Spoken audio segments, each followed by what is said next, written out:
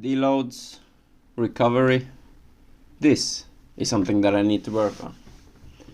When it comes to training and progressing in the gym, there's so much that we need to take into consideration that a lot of us really don't prioritize at all. A common factor that I'm talking about is recovery, or rather deload phases in your training blocks. I'm not referring to recovery and resting between sets, rather than I'm talking about how you recover outside the gym. How much do you sleep? What do you eat? Are you stressed? How's your daily routine when it comes to your everyday life? These are some quite big matters that I really think is an ignored question pattern that a lot of individuals that work out and is physically active tend to forget. As an occupational therapist, this is something that I work with on a daily basis too.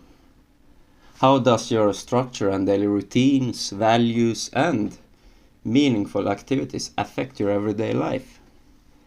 This is no different in the gym. If you really, and I mean if you really care about your health and career as an athlete too, it's really important to work on these kind of things. It's not enough to work hard in the gym or to just dedicate your all to your diet or whatnot, but you also need to get in your sleep, mostly between 7 to 9 hours, especially if you put in that maximum effort in the gym. It's not either just about the hours. You also want a decent quality in your sleep, and a lot of everyday factors could affect this. Things like stress, high intake of substances like caffeine or stuff like that, illnesses and so on affects your progression greatly. I mean, look at it like this. To build and increase in muscle mass, we lift weights. Why? We lift weights to break down the muscle so we can later recover that same muscle so it can grow. And if you lack sleep or something else that triggers your recovery state outside the gym, the muscle won't grow or develop as effective as it should, and then we experience lacking progression and maybe even illnesses or injuries. I want to use this analogy also for the matter of training hard enough. This is something I also wanted to talk about in my previous video when I talked about my own journey. A quite common thing I see in many beginners in the gym is that they just don't train hard enough. They just don't put in the work that they're capable of. But I was the same back in the day, and hey, I get it. It's good to take things slow in the beginning to really master and comprehend the technique and execution, performance itself within each lift. But later on, I think it's safe to just put in the real volume and the intensity when you're ready. What I refer to with this is I see so many performing their sets and looking like they could do another 50 reps afterwards. I mean, put yourself out there. You have to break down that muscle, not just warm it up. Put in that effort. It's supposed to be heavy. You can rest after the set, okay? I'm gonna talk more about this in an upcoming video where I think more people need to be exposed to failure reps.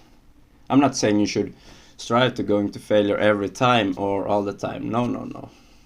All in moderation. But as I said, you're in the gym to break down the muscle, not to warm it up. But going back to the main aspect of today's video, the deload. Before I go into this, I want to tell you what a deload really is for you people out there that maybe isn't familiar with this term. A deload is a phase or period of time in your training program that refers to a shorter period where you perform your ordinary training with, for example, either decreased volume or intensity. So we're talking about decreasing the weight you use within a lift, or you decrease the reps or sets. Why is this important? Well, quite simple for you to both optimize your progression and just to maintain your functionality and health when it comes to recovery. A need for deload also depends on your goal, experience level and everyday life. As I said, it depends. The need for a deload is mostly common for strength athletes, powerlifters really, because it's often the high intensity which is the main drive in strength training that fatigues us. It's not as a big question in the bodybuilding area because of the big difference in intensity. When it comes to experience level, I would lay it out like this. The more experienced you are and get, the more deloads you'll need, and maybe even the longer deload you need. As a beginner, you can train without a care in the world, really, without a deload within even a year. While take a person like me, for example, I would call myself an intermediate athlete, and therefore need every 1 or 2 months for a couple of days. But it's one thing what I need and what I actually do. Quite frankly, when I did more pure powerlifting and followed the structured strength program in separate blocks, I did them quite frequently, almost every 4 to 5 weeks, depending on the block, of course. And it's something that I program for a lot of people out there as well, but really something that I'm not doing as frequently anymore. And the reason is quite simple. It's the same as for the core training that I talked about earlier. It's because it's boring. And to be honest, my ego is still sometimes too big for it. Because the reason why it's hard right now when I don't follow a structured program as previously done is because I know I can lift more, and it's hard to resist really. It's hard to walk up to a deadlift session and only doing reps on 140 kg or something like that when I know I could and especially want to do a set or two on like 190 or 200 kg area. But it's something that I need to work on. But I know it worked really well and I managed to do it in the past. So as long as I start to really prioritize it more, I have no doubt it will get into my current gym regime. But as I said, it's not as enjoyable and I don't want what's boring, but sometimes these kinds of things are the most important ones. To put it in context, I got sick about 2 weeks ago and I think it just was a sign that my body needed to recover because quite frankly the intensity in the gym is the highest it has ever been in a long time. And it was quite needed. Not fun to be sick though, but it was needed. It was a sign that I needed to slow down for a sec because also when I got back I felt so rested and ready in my muscles and was almost stronger than I was before my illness.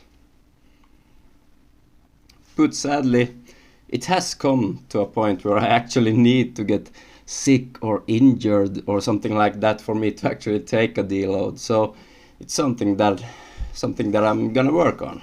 So please guys, even though it's not the most exciting part and it's quite hard to resist sometimes, it's so worth it. Please put in your recovery too, guys. Yeah, that's all for me, guys.